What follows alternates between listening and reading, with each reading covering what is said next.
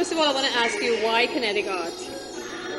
While doing visual studies at Dartmouth College, there was a project to distort a cube. And that was my first attempt at kinetic art. I did not even know at the time it was kinetic art.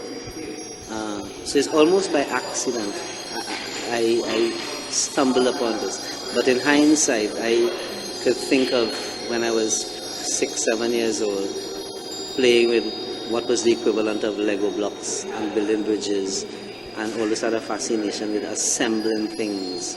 And only, as I said, only in hindsight I realized that I always had an inclination for not necessarily things that move, but construction. And then again, my strong background in physics led me to kind of combine the construction with some movement, be it basic movement, levers, pulleys, gears, that kind of thing. I am not founded in engineering or science. I'm not qualified or proficient in it. So a lot of these pieces and a lot of the movements that I have achieved are by trial and error. And I'm sure maybe from an engineering point of view, some of my techniques are quite good, because I don't have that foundation. Since you're talking about it like trial and error, you do this thing through trial and error, it must be very difficult, therefore, to keep going, because how long does it take to do one piece, for example? That piece, Vincent, behind us took about 6 months. But again, working in my spare time. But there are pieces have taken as long as a year and a half. The shortest time that I ever completed a piece in was like a week, and that was a record for me. I often say I wish sometimes I had the ability and enjoyed painting portraits or trees or landscapes, where you could go out and in a flurry of inspiration, you just paint something in half an hour. Because this is painstaking, meticulous work. But one of the joys that you must have is the response of the onlooker to your work. Because I've seen people have come in here and they're saying, "Oh, this stuff is fascinating. Oh, I must come back." What does that mean when you hear that? It means a whole lot, It fuels my fire. It really inspires and encourages me to continue. It also makes me really be mindful or cognizant of the fact that I didn't do this by myself. This was work. I was the pencil in a bigger hand, really. There was a extraordinary, for want of a better phrase, divine sort of intervention or interconnectedness between myself and the Creator in creating this work. There was a leap between the ordinary and the extraordinary in a lot of these pieces that I didn't have much to do with. And people a lot of times ask me, where you get the ideas? It seems as though when you look around that more than one artist did this work, because of the varied material and kinds of movement. And that's what also even amazes and fascinates me, and again humbles me and makes me realize that I was used. And my mother always said, you have a gift. And people tell me that, strangers have told me that. It's a gift that I am very, very aware of, and even more so with the journey to get the work to this level. This has been an incredible a growth, a sort of a spiritual development to get this work to this level that has been amazing. What was interesting, this work here spans 30 years of kinetic art, practicing kinetic art. So a lot of the older pieces I had to refurbish.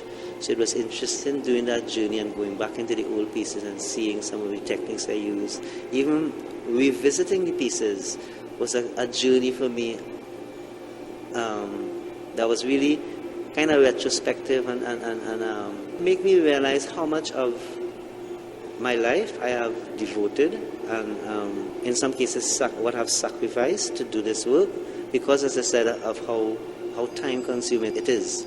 It has cost me at many times a lot of social interaction, a lot of functions I have denied myself because I'm in the middle of something in the studio. Because this is something I really just can't do. And you can't switch off. I can't do for a few hours a day and just stop. It's something that kind of goes on and it leads you on. A lot of times I start a piece and I don't know where it's going. I don't even know what the end product will be, but it just mushrooms and develops as it goes. So to stop that flow, because this thing is a wave, there are times when I'm not doing any work. I can't work, it's just not happening, it's not flowing. So when it is flowing, I need to be with it and go with it, because it's sort of like I'm being led. Yeah, you stick with the creative process when it is happening. Yeah, try to, but as I said, sometimes you have domestic and personal responsibilities and commitments, which makes it difficult. And that's always been a struggle with me, having to balance a 9-to-5 job at a time and still wanting to do your work, your young children, and wanting to do your work. So that has always been, it's less of a struggle now because less of a tug of war because I have retired, so I don't have the job to deal with, the 9-to-5. My children are grown and big. So I could do this full time, which I am. And I see you are credited in the brochure as being the only kinetic artist in the English-speaking Caribbean. What's happening? Why aren't there more people doing this kind of art in the Caribbean, in the English-speaking Caribbean? You know, I really don't know.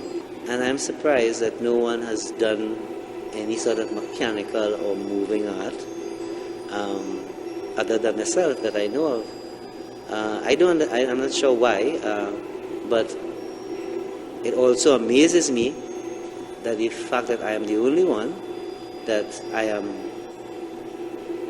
am still so much one of Trinidad's best kept secrets.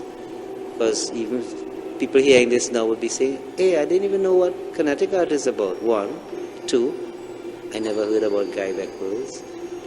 And 3, I didn't know that no one else was doing this in the English-speaking Caribbean. There's a certain uniqueness to me and the work that is relatively unknown, and that kind of baffles me actually. What we're doing now should serve as an eye-opener to a whole new range of people. You should have some good competition soon. I don't mind. You know, when I was a teacher, I always wanted one of my students to follow in my footsteps, to maintain interest in these short attention span youth that we have. I used to introduce little basic. Remember spinning tops? The way the string makes the top spin. Those are basic principles of kinetic art that we did instinctively not knowing it was that. And I just took it like a step further. So I tried to introduce in some of my classes while teaching basic kinetic kind of oriented projects, in the hope that one of my students would kind of pick it up. It came close, 1 or 2 kind of started, but again, this is a persistency that you need and a stick-to-itiveness with this kind of work that a lot of people don't have. We have you see, we in an age of press buttons to change. I used to have to get up to change the few little channels we had on the TV. You get up off your chair, you change the channel. It's a press button and an instant kind of age we live in. So I don't think many people have the kind of temperament to do this sort of thing, you know. Really, I might be a dying breed. Because it really takes this painstaking, meticulous work to know that you could do a piece, install it, and leave it for a month, and it works trouble-free. You know, that takes precision and meticulousness. I want to congratulate you guys. Great exhibition. Thank you. It's been a really interesting journey. Getting, as I said, the spiritual aspect of this journey is what is really the high point of doing this exhibition, is where it has taken me spiritually, and being more appreciative and grateful for the talent, and as you said, the people who shower me with certain kudos and compliments, makes me realize that I'm not, the way I feel about my work, I'm not alone, you know, and I didn't do it alone. I did it with the help of the Father. The written stuff, my cousin Roger Beckles